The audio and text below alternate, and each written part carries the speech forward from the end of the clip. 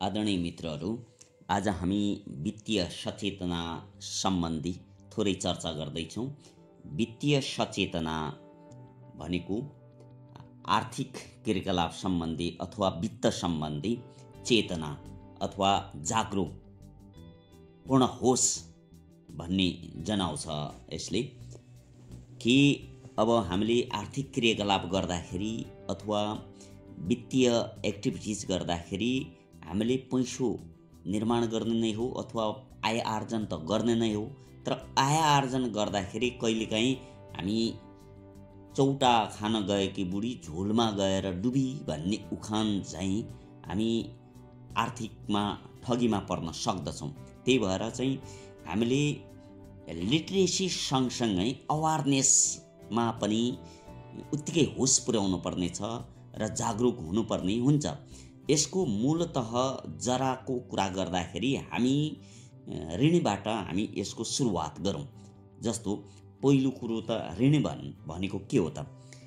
ऋणी भन्नाले संस्थाबाट धन जमानी वा धितो धरौटी राखी आफ्नो व्यक्तिगत वा पारिवारिक वा व्यावसायिक कार्य गर्न प्रयोजनका लागि ऋण लिने व्यक्तिलाई हामीले बुझ्नुपर्ने हुन्छ।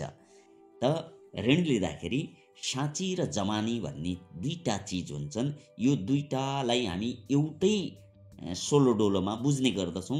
कहिलेकाहीँ हामी त्यो बुझाइको कमीले गर्दाखेरि पनि हामी वित्तीय ठगीमा पर्ने गर्दछौँ। यो चेतनाको कमीले हुन्छ। कि साँची भन्नाले के हो त बुझौँ। साँची भन्नाले ऋणीले ऋण लिँदाको बखतमा संस्थामा उपस्थित भई ऋण लिएको हो भनी प्रमाणित गर्ने व्यक्तिलाई बुझ्नु पर्दछ। साँची भोलि कानुनी प्रयोजनका लागि सम्बन्धित कार्यालयमा उपस्थित गरेर सोधपुछ त गरिन्छ, तर दायित्व वहन गर्दैन। साँची भनेको उसले लगेको मैले देखेको भन्ने चिज नै साँची हो। अब जमानी भनेको के हो? जमानी भन्नाले ऋणीले ऋण आफूले नचलाए पनि यदि संस्थामा नियमित तिर्नुपर्ने किस्ता ब्याज नतिरेको अवस्थामा स्वतः त्यो ऋणको बाँकी दायित्व वहन गरेर आफ्नो घर सम्पत्तिबाट ऋणले लिएको ऋण चुक्ता गरिदिनुपर्ने कानुनी दायित्व बोकेको व्यक्ति भन्ने हामीले बुझ्नु पर्दछ। कि जमानी भनेको सेकेन्ड ऋणी, दोस्रो ऋणी, ऋणी पछिको ऋणीले नतिरेको खण्डमा अथवा तिराउन नसकेको खण्डमा उसले लगेपछि उसले तिरेन भने म जिन्दाबाद भन्ने व्यक्ति नै जमानी हो भनेर हामीले बुझ्दाखेरि सजिलो हुन्छ। त हाम्रो मानव सम्बन्धमा अथवा मानव जीवनमा हाम्रा दुईवटा सम्बन्ध हुने गर्छन् प्राय। कि एउटा नाताको सम्बन्ध, अर्को भनेको कारोबारको सम्बन्ध। यी दुई सम्बन्ध हुन्छन् हाम्रो जीवनमा। कि नाताको सम्बन्धमा कहिले पनि शङ्का गर्दै हुँदैन।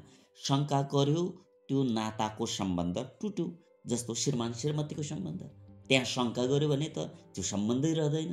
दाजुभाइको सम्बन्ध, त्यहाँ शङ्का गर्यो भने सम्बन्धै रहँदैन। भने अब कारोबारको सम्बन्ध पनि हुन्छ। कारोबारको सम्बन्ध जहिले पनि शङ्काबाट सुरुवात गर्नुपर्ने हुन्छ। यदि कारोबारको सम्बन्धमा शङ्का गरेन भने त्यो कारोबार पनि डुब्ने खतरा हुन्छ। नाताको सम्बन्धमा चाहिँ शङ्का गर्यो भने डुब्ने सम्भावना हुन्छ। आर्थिक कारोबारमा शङ्का गरेन भने त्यो डुब्ने सम्भावना हुन्छ। त आर्थिक कारोबारमा शङ्का भनेको के हो? तपाईँले त भन्नु होला शङ्का भनेको नेगेटिभ हो। हरेक क्षेत्रमा नेगेटिभ अथवा नकारात्मक भन्ने मात्रै हुँदैन। र आउनुहोस् एकछिन जानु त के रहेछ। शङ्का भनेको एक सकारात्मक सोच हो, जसको अर्थ पुनः एकचोटि अझ अध्ययन वा चेक चान्स भन्ने जनाउँछ। भने त्यो अध्ययन र त्यो चेक जाँचबाट निस्कने निचोड वा परिणाम नै आधार हो। अब बल्ल त्यो आधार भनेको विश्वास हो। हामी त मान्छेलाई तपाईँले मलाई विश्वासै गर्नु भएन भन्ने हुन्थ्यो। त विश्वास त त्यो आधारबाट निस्कने चिज नरहछ। र कारोबारमा कहिले पनि अविश्वास हुँदैन, जहिले पनि विश्वास नै हुन्छ।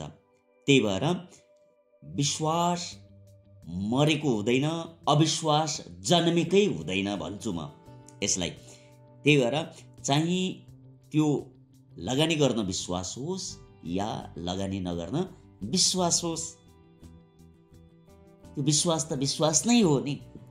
कारोबारमा अब हामी सहयोग गर्ने नाममा के गरिराखेका हुन्छौँ, एकछिन यसलाई पनि हेरौँ त।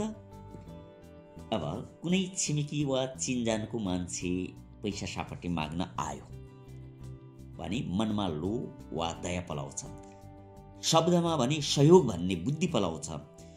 र बुद्धि र लोभ र दयाको सामने बुद्धि एकदम न्यून हुन्छ, दया र लोभले नै जित्छ। यो हर्टबाट कनेक्सन हुन्छ, बुद्धि माइन्डबाट कनेक्सन हुन्छ। यानि कि लोभ र दया राइट ब्रेन हुन्छ भने बुद्धि लेफ्ट ब्रेन हुन्छ, र राइट ब्रेन चलिसकेपछि लेफ्ट ब्रेन कमजोर पर्न जान्छ।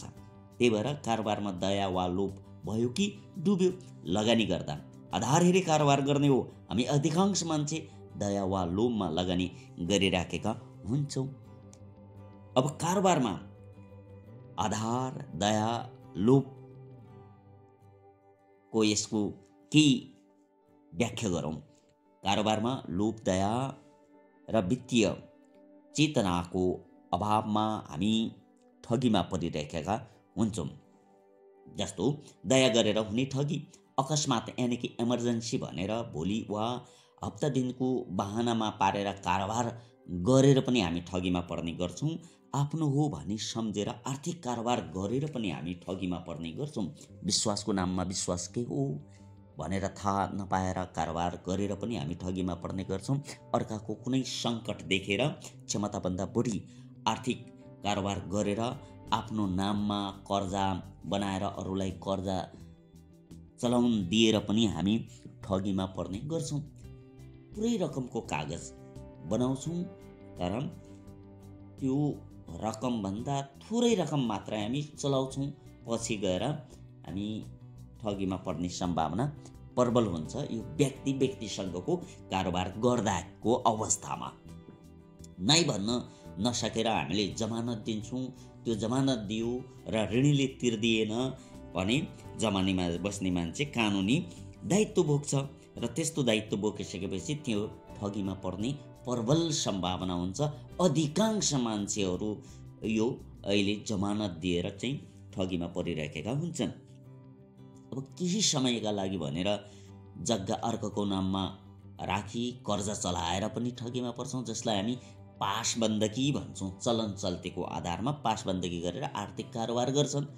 र नेपालमा त अझै भन्ने हो भने साझेदारीको नाममा पनि व्यवसाय गरेर ठगीमा पर्ने निकै घटनाहरू बाहिरिएका छन्, त्यो हामीले सुन्न पाउँछौँ। अब लोभ गरेर हुने ठगीहरू।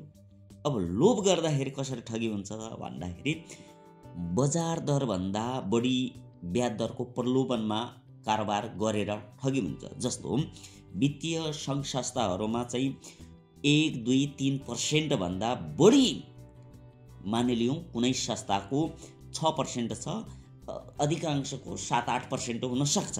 तर एउटा न्यूनतम 6% छ भने अधिकतम 10, 12, 13, 14% भयो भने त्यहाँ 14-15% चाहिँ वित्तीय संस्थामा निकै फरक हुने किसिमको दिइरहेछ भने त्यो सोच्न पर्दछ म ठगीमा पर्न सक्छौँ। व्यक्तिसँग कारोबार गर्दाखेरि जस्तो चलन चल्तीमा हामीले 100/2 भन्दा बढीमा कारोबार गर्दाखेरि पनि त्यहाँ पनि ठगीमा पर्ने गर्दछौँ। 100/5, 10 यसरी गर्दाखेरि दिनको यति उति मिटर ब्याजी भन्ने गर्छौँ, जसलाई त्यस्तो कारोबार गरेर पनि हामी कि ठगीमा अधिकांश पर्ने गरिराखेका हुन्छन्।